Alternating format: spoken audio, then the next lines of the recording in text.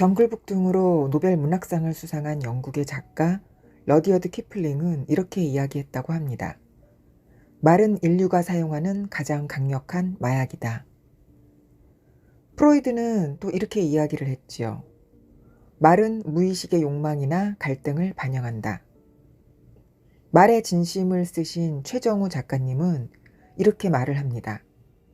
말을 통해 숨겨진 욕망이나 불편한 감정이 표출될 수 있다. 사람은 말을 생각을 통해 나오고 생각은 마음을 통해 나온다. 그러므로 누군가가 자주 하는 말, 즐겨 쓰는 말을 잘 들어보면 그 사람의 생각과 마음을 어느 정도 파악할 수 있다.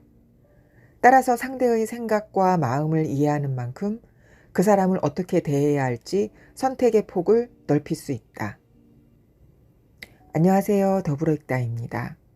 오늘은 밀리언 서재에서 발간한 최정우 작가님의 말의 진심이라는 책에 대해서 함께 하려고 합니다. 이 책의 부제는 언어의 마음을 알려주는 40가지 심리학이라고 되어 있습니다. 프롤로그를 보면 작가님은 이렇게 이야기를 하고 있습니다. 심리학에서 말하는 언어 행동 분석이란 말의 내용뿐만 아니라 말의 속도, 목소리 톤, 몸짓 언어 등을 분석하여 그 사람의 심리를 파악하는 방법이다. 말뿐만 아니라 그 사람의 표현 방식, 억양, 몸짓 등을 함께 분석해서 심리 상태를 추론할 수 있다. 예를 들어 누군가 나는 괜찮아 라는 말을 자주 한다면 그 사람은 실제로 괜찮지 않을 가능성이 크다. 왜냐하면 자신의 감정을 숨기기 위해 괜찮아 라는 말을 사용하는 경우가 많기 때문이다. 작가님은 직접 겪은 이야기, 다른 사람들에게 들은 이야기, 심리학 이론과 연구 결과, 통계 자료, 설문조사 결과 등을 바탕으로 이 책을 썼다고 합니다. 단순히 말의 패턴을 나열하는 것을 넘어서 말의 뒤에 숨은 의미를 찾자는데 도움을 주고 싶었다고 합니다. 여러분은 상대와 이야기를 나누면서 이 사람이 무슨 의도로 저렇게 이야기를 하지?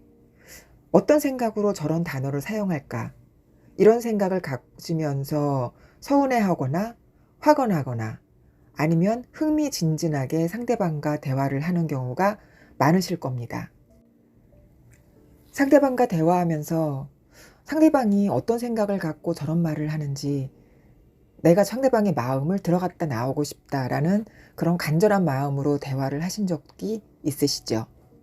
때로는 내 마음이 상대방한테 어떻게 하면 좀 더 잘 전달될까? 이런 간절한 마음으로 대화를 할 때도 있으시죠? 여러분들의 그런 마음을 이 말의 진심이라는 책이 어느 정도 도움이 되지 않을까 생각이 듭니다. 그 가운데 상대방은 내가 말하지 않아도 알아야 되는 거 아니야?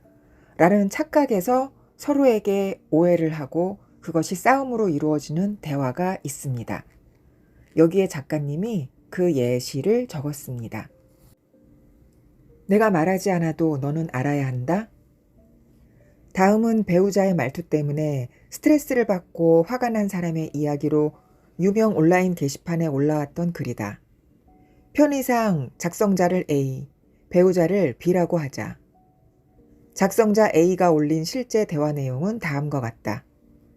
상황 1. 집으로 추정된다. B. 창문 좀 열어. A. 어디 창문? B. 어디 창문이겠어? 상황 2. 주말에 갑자기 B가 혼자 외출 준비를 하더니 아이한테 회사 다녀올게 라고 말한다. A. 갑자기 회사는 왜? B. 왜 가겠어? 남편, 아내, 친구, 연인, 동료가 이런 식으로 말한다면 어떨까? 물어보면 안 될 것을 물어봤나 하는 생각이 들고 몹시 황당하고 짜증이 날 것이다. B가 말하는 방식을 일명 핀잔 주듯 말하기 공격이라고 이름 붙이고 싶다. 상대가 지속해서 이런 식으로 말한다면 나는 이렇게 대꾸할 것이다. 당신이 어느 쪽 창문을 열어달라는 건지 내가 어떻게 알아? 당연히 말을 해줘야 알지. 당신이 갑자기 주말에 회사를 간다고 하는데 이유를 말해줘야 알지 내가 어떻게 알아. 하지만 이렇게 받아치는 순간 상황은 걷잡을 수 없게 된다. 짜증나고 답답한 기분이라 하더라도 싸움이 목적이 아니라면 잠시 감정을 추스르고 조금 냉정해지는 것은 어떨까? 감정은 이성적으로 문제를 해결한 뒤에 표현해도 늦지 않다. B가 그런 식으로 말하는 데는 두 가지 이유가 있다. 첫 번째, 상대에게 적대적 의도나 불만이 있다. 상대에 대한 분노, 불만, 짜증 등이 있지만 직접적으로 표현하지 못하고 핀잔을 주는 식으로 간접적으로 표현하는 것이다. 상대방을 화나게 하거나 괴롭히려는 의도가 숨어 있을 수 있다. 왜 그걸 물어? 당연히 알아야 하는 거 아니야? 내가 기본적으로 이런 상황이고 이런 마음이라는 것을 너는 왜 몰라? 당연히 알고 있어야 하는 것 아냐? 라는 마음이 깔려 있을지도 모른다. 자신의 상황과 마음을 상대방이 먼저 알아주고 이해해줬으면 하는 욕구다. 두 번째, 자신의 좋지 않은 감정을 엉뚱한 제3자에게 표출한다. 쉽게 말하면 종로에서 뺨 맞고 한강에 가서 눈을 긴다는 것이다. 주로 만만한 사람에게 자신의 불안감과 스트레스를 해소하는 방식이다. 심리학의 방어 기제 중 하나인 대치에 해당한다. 대치는 자신의 감정, 욕구, 충동을 직접적인 상대가 아니라 다른 상대에게 표출하는 심리다. 원래의 상대보다 덜 위험하거나 덜 불안하게 느껴지는 대상으로 방향을 바꾸는 것이다. 아내에게 받은 스트레스를 나도 모르게 아이들에게 푸는 것도 대치에 해당한다. 상대가 핀잔 두듯이 말한다면 어떻게 해야 할까? 상대가 이렇게 말하는데도 애써 태연한 척 넘어갈 것인가? 아니면 그럴 때마다 함께 공격하며 싸울 것인가? 가장 좋은 것은 차분히 대응하는 것이다.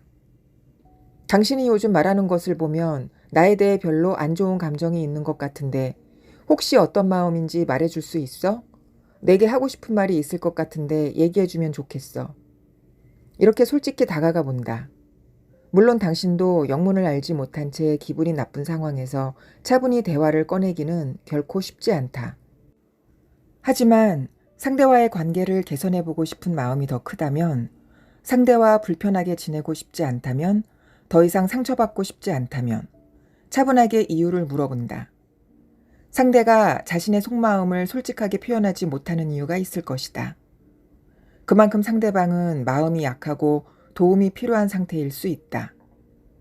억눌린 감정이 최대치인 사람은 누군가 조금만 자극해도 쉽게 격분하고 크게 폭발할 수 있다. 그러한 상대를 더 자극하지 않고 차분하고 이성적인 접근을 계속 시도하다 보면 상대도 언젠가는 핀잔 주듯 말하기를 멈추고 속마음을 드러낼 것이다. 반대의 경우도 마찬가지다. 나도 차곡차곡 쌓여있던 불만을 소중한 사람이나 별 상관없는 제3자에게 핀잔 주듯이 말할 때가 있을 것이다. 자기계발 전문가인 데일 카네기는 데일 카네기의 인간관계론에서 다음과 같이 말했다. 간접적인 공격은 문제를 해결하는 데 도움되지 않는다. 직접적인 대화와 이해를 통해 해결책을 찾아야 한다. 간접적인 공격을 지향하고 직접적이고 솔직한 대화를 통해 문제를 해결하는 태도가 중요하다. 주위에 핀잔 주듯 말하는 사람이 있다면 그 공격을 멈추도록 유도해보자. 또는 자신이 그러한 경향이 있다면 공격을 멈추고 진심 어린 대화를 꺼내보자. 아침에 회사를 출근했습니다. 직원들이 들어올 때마다 안녕하세요라고 인사를 합니다. 그런데 그 중에 몇 분이 내가 인사하는 거를 받아주지 않습니다. 눈도 마주치는 둥 마는 둥 하고 그냥 지나칩니다. 그럴 때 저는 속으로 그렇게 생각하죠. 왜 그러지? 나한테 무슨 일이 있나? 나한테 뭐 안 좋은 감정이 있나? 어제 무슨 얘기를 들었나? 왜 내가 인사를 하는데 받아주지 않지? 이러면서 혼자 끙끙 앓습니다. 저 또한 예전에는 그랬습니다. 하지만 지금은 많이 연습을 해서 나아졌습니다. 어떻게 나아졌냐고요? 말의 진심에서 제가 썼던 방식을 이야기하고 있습니다. 왜 저러지? 나 때문인가? 의 진실. 누군가와 마주쳤는데 상대방이 인사를 제대로 받아주지 않을 때가 있다. 나는 반가운 마음으로 인사했는데 말이다.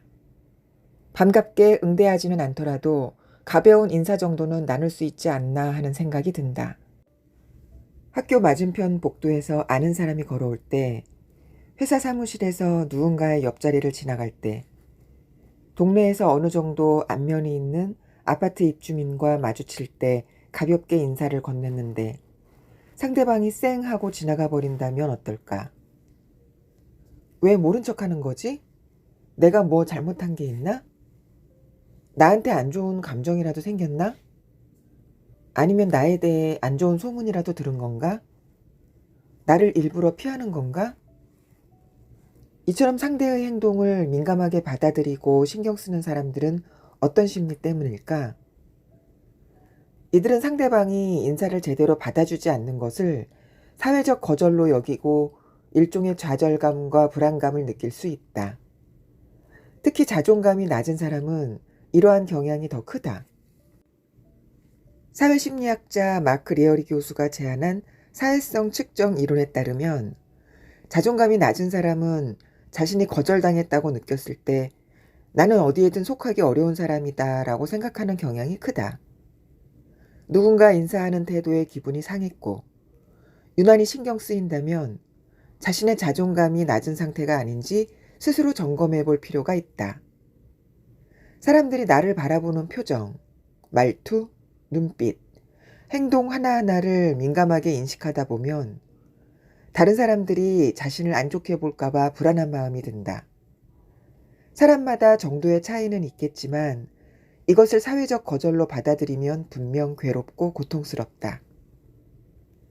캘리포니아 학교 로스앤젤레스 심리학과의 나오미 아이젠버거 교수의 연구에 따르면 사회적 거절을 당했다고 느끼는 뇌의 반응 영역이 고통받은 뇌의 반응 영역과 같았다. 이는 우리의 뇌가 사회적 거절을 하나의 고통으로 인식한다는 뜻이다. 당신이 누군가에게 제안했던 식사 자리, 반갑게 건넨 말 한마디, 카톡으로 건넨 말 한마디가 거부당했을 때 고통을 느꼈다면 이러한 이유 때문이다. 이런 감정을 계속 느낀다면 어떻게 해야 할까? 사회적 거절로 받아들이며 계속 고통스러워해야 할까?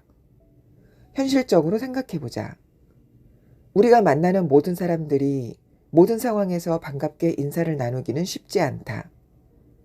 누군가는 휴대전화를 하느라 못 보고 지나칠 수도 있고, 누군가는 다른 일로 기분이 우울해서 미처 인사를 나눌 마음의 여유가 없을 수도 있다.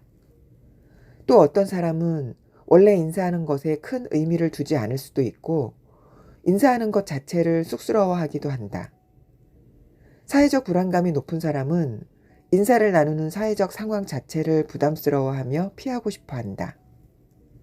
하버드 의학전문대학원의 캐슬러 로널드 교수와 동료 연구자들이 연구한 결과에 따르면 미국 전체 인구의 12%가 사회적 불안감을 경험하고 있다고 한다. 우리도 의도하지 않게 상대방과 제대로 인사를 나누지 못하는 경우가 생기듯이 상대방도 그럴 수 있다. 누군가가 당신의 인사, 대화, 말 한마디에 시큰둥한 반응을 보였다고 해서 너무 신경 쓰지 말자. 당신 때문이 아닐 가능성이 크다. 정작 상대방은 아무런 신경을 쓰지 않을 수 있다. 지레 짐작으로 내가 무슨 잘못을 한 것은 아닌지 불안해할 필요 없다. 상대의 반응에 신경 쓴다는 것은 타인의 시선을 그만큼 신경 쓰고 있다는 것이다. 샤넬의 창립자 코코 샤넬은 다른 사람들의 의견에 신경 쓰지 않았다. 패션계에서 큰 성공을 거두고 명성을 얻었을 때 많은 비평가와 사람들의 비판과 시기를 샀지만 자신의 스타일과 비전을 추구하는데 주저하지 않았다. 그녀는 다음과 같이 말했다. 당신이 나에 대해 어떻게 생각하는지 나는 신경 쓰지 않습니다. 당신에 대해서도 전혀 생각하지 않고요. 다른 사람의 시선과 인식에 휘둘리지 않겠다는 그녀의 확고한 의지가 엿보인다. 상대방이 인사를 잘 받든 안 받든 변하는 것은 없다. 의연하고 담담한 마음을 갖자. 이런 마음가짐이 당신의 자존감을 지키고 의연함을 높이는 데 도움이 될 것이다. 정희야, 오늘 밥 먹고 하려던 일이 무엇이지? 오늘은 나가기 전에 꼭 키를 챙기자. 오늘은 밥 먹고 꼭 운동을 해. 알았지? 누구와 대화하는 거냐고요? 아닙니다. 혼잣말 했습니다. 주변에 가끔 보시면 혼자서 이렇게 누군가와 대화하듯이 말을 하는 분들이 계시는데요. 그런 사람들의 심리는 어떤 심리인지 혹시 궁금한 적이 있으신가요? 여기 말의 심리에 그런 분들의 심리 상태에 대해서 설명한 글이 있습니다. 나이 들수록 왜 혼잣말이 늘어가는가? 심리학의 자기 규제 이론에 따르면 사람들은 자신의 감정을 더 잘 조절하기 위해 혼잣말을 한다. 받아들이기 힘든 정신적 충격을 받았을 때, 우울감으로 인해 어떤 일도 시작할 수 없을 때, 하고 싶은 말이 있는데 너무 흥분하여 제대로 전달되지 않을 때 혼잣말을 한다. 그 사람이 어떻게 나한테 그럴 수 있지? 그래도 이해하려고 노력이라도 해보자.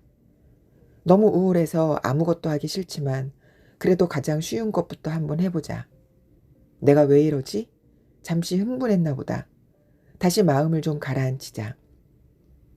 이렇게 혼잣말을 내뱉으면 속으로 생각할 때보다 부정적인 기분이 훨씬 해소된다. 생각만 하면 내가 하는 말을 내 귀로 들을 수 없기 때문이다. 내가 직접 들으면 내 감정을 추스르는 데 큰 도움이 된다. 혼잣말은 뇌에서 계획과 실행을 담당하는 전전두엽의 기능을 활성화하는 데에도 도움이 된다. 그래서 우리는 할 일을 잊어버리지 않기 위해, 실수를 줄이기 위해, 목표에 집중하기 위해, 일을 체계적으로 해내기 위해 혼잣말을 하기도 한다. 집에서 나가기 전에 차키를 꼭 챙기자. 장갑을 끼고 조심조심 부러뜨리지 않게, 기한 내에 일을 끝내는 것에만 집중하자. 그럼 된다. 일단은 이것만 끝내자. 설탕 반 숟가락 넣고 다음에는 김치를 썰고 그 다음에는 끓는 물에, 이처럼 혼잣말을 하는 것은 스스로에게 청각적 통제를 하는 효과가 있다. 혼자 있지만 누군가의 통제를 받는 것과 같기 때문이다. 어떤 감정에서 벗어나고 싶거나 어떤 일을 잘 해내고 싶을 때 혼잣말로 되뇌이면 도움이 된다. 혼잣말은 나이 든 사람들에게 확실한 효과가 있다. 심리적 허전함을 달래고 일상생활에서 적응력을 높일 수 있기 때문이다. 미국 일리노이 대학교 심리학과의 게리 루피언 교수와 펜실베이니아 대학교 심리학과의 데니얼 스윙리 교수는 자신을 통제하는 말은 탐색 성과에 영향을 미친다는 주제로 연구를 수행했다. 연구 결과에 따르면 노인들이 혼잣말을 통해 자기 회복력을 향상하고 정서 조절을 하는 데 효과가 있는 것으로 나타났다. 또한 알츠하이머병으로 인해 정신적 어려움을 완화하고 일상생활에서 적응력을 높이는 효과가 있다고 한다. 이처럼 어르신들이 혼잣말을 하는 데는 다 이유가 있다. 하지만 온종일 말동무 없이 혼자 있는 사람, 누군가 옆에 있지만 마음을 털어놓을 용기가 나지 않는 사람, 이 세상에 혼자라고 느껴지는 사람도 혼잣말을 자주 한다. 외로움을 덜기 위해 자신에게라도 말을 거는 것이다. 특히 나이가 들수록 혼잣말을 하는 경우가 많다. 이런 경우는 사회적 외로움과 고립감 때문이다. 주위에 혼잣말을 자주 하시는 어른이 계신다면 애정을 가지고 따뜻한 말 한마디를 건네는 것은 어떨까? 아마도 반가운 마음으로 많은 얘기를 털어놓으실 것이다. 그동안 쌓여왔던 묵힌 얘기들을 털어놓으며 잠시나마 외로움을 잊을 수 있다. 우리에게는 잠깐의 시간이지만 그분들에게는 큰 행복의 큰 시간이다. 사람은 사랑하는 사람을 잃었을 때 그 사람을 그리워하는 것이 아니라 그 사람과 함께했던 시간을 그리워한다. 독일의 작가 괴테의 말이다. 우리는 누군가와 함께 보낸 시간이든 누군가이든 항상 무언가를 그리워하는 존재다. 감정이나 행동의 통제를 위한 것이 아니라 그저 혼잣말이 늘어난다면 외로움을 느끼고 있는 것은 아닌지, 다른 사람과의 연결을 그리워하고 있는 것은 아닌지, 누군가와의 마음을 털어놓는 솔직한 대화가 필요한 것은 아닌지, 누군가와 보냈던 시간을 그리워하고 있는 것은 아닌지 생각해 보자. 여러분들은 운전하실 때 누가 내 차 앞에 끼어들기를 하려고 하면은 양보를 해주는 편인가요? 아니면은 양보를 해주지 않으려고 무작정 앞으로 달려가는 편인가요? 여기 말의 심리에 보면은 고속도로나 도로에서 다른 차를 끼워주기 싫어하는 그런 심리에 대해서 적은 글이 있습니다.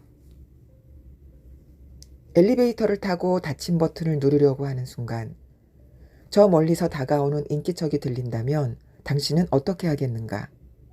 그 사람을 기다려 줄 것인가? 아니면 모른 척하고 닫힘 버튼을 누를 것인가?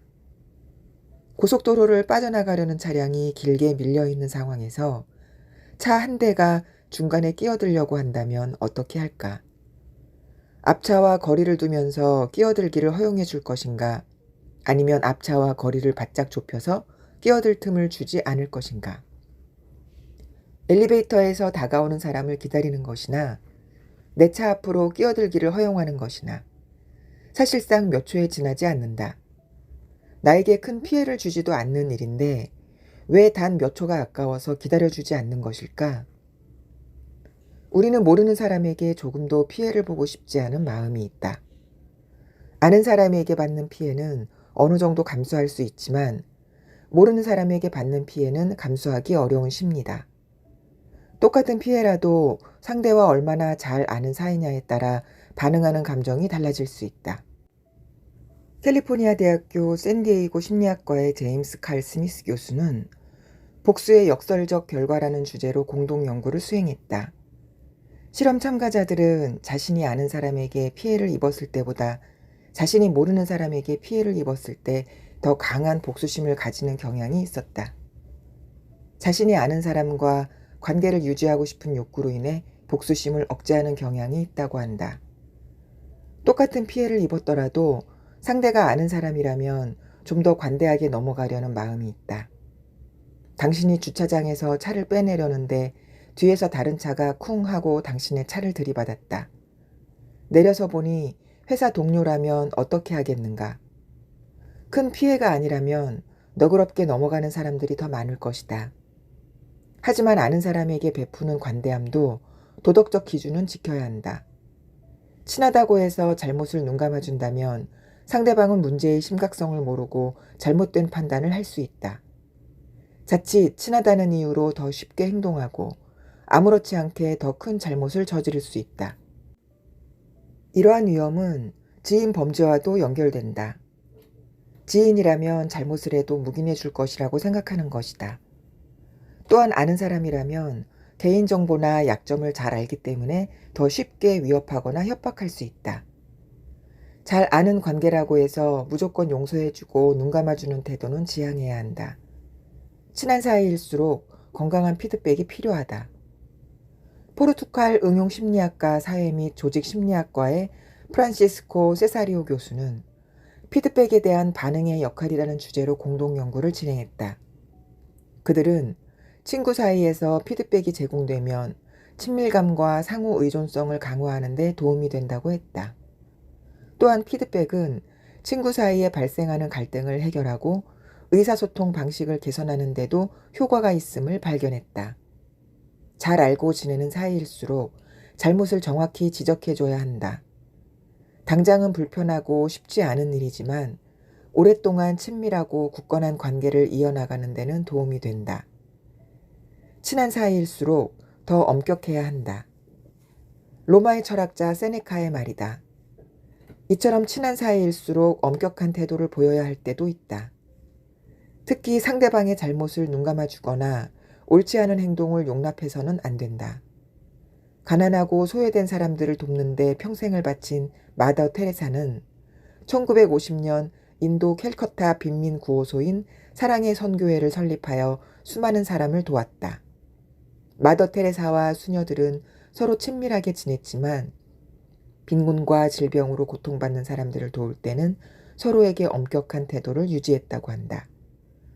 아는 사람이라고 해서 지나친 호의를 베풀지 않도록, 모르는 사람이라고 해서 지나치게 경계하지 않도록 사람들을 균형 있게 대하는 지혜가 필요하다. 오늘도 더불어 읽다와 함께 해주셔서 감사합니다. 편안한 밤 되세요.